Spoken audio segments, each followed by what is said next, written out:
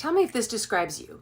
You have a feeling that you don't belong, or that everyone's going to find out that you don't deserve your achievements, your accomplishments. Or maybe you get that sinking feeling in the pit of your stomach because you're worried that you'll be found out. Well, if you can relate to those feelings of chronic self-doubt, you've probably experienced imposter syndrome. You're not alone, though. Studies suggest that about 70% of people experience imposter syndrome at some point in their career. So what is it? Well, imposter syndrome is a mental process where a person feels insecure about their worth and or doubts their abilities, despite evidence showing otherwise. A person with imposter syndrome often thinks that they're not truly talented and will one day be revealed as a fake or a fraud. Where does this come from?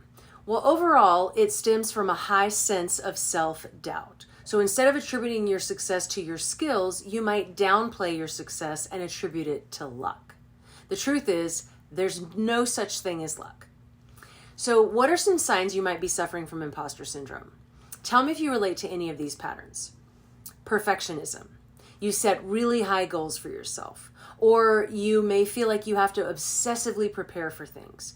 Because your goal is perfection, the smallest mistakes may make you feel like a failure. The next one is attributing success to luck. You downplay your success because you don't believe you deserve it, or you believe you're just lucky, or you just caught a break. The next one is inability to recognize success. So instead of celebrating your accomplishments, you worry that others will see the truth about your skills and abilities.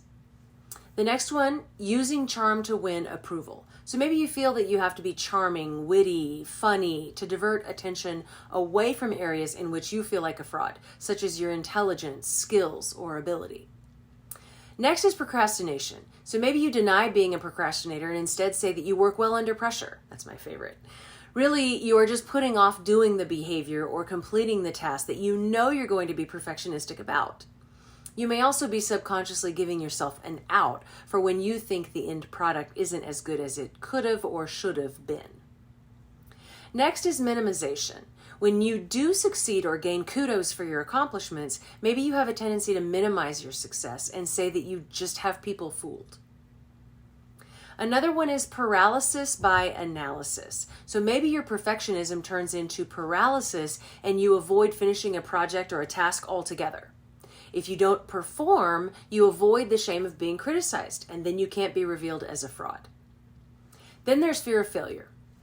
Because of this, you may set challenging goals and be disappointed when those goals fail.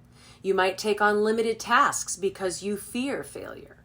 Or maybe you stay under the radar or hold yourself back so that no one can see that you're a fraud. Then there's self-sabotage. So maybe you subconsciously set yourself up for failure by staying up too late, not taking care of yourself, or getting involved in more things than you have time for. These things give you something to blame if you don't perform well. Next is difficulty asking for help. You might have difficulty asking for help because you believe asking for help will show that you're inept, wrong, or unqualified in some way. So experiencing imposter syndrome can limit your confidence to go after new opportunities because you feel like you don't deserve it. Luckily, there are some steps you can take to give yourself more credit and start overcoming those feelings of self-doubt. Tune in next time as I unpack the 7 steps to overcome imposter syndrome. If you'd like to jumpstart your journey of overcoming, just click on the profile link and watch a free video to see if my Overcoming Self-Limiting Beliefs course is right for you. It's offered at a discount right now, so don't wait if that's something that interests you.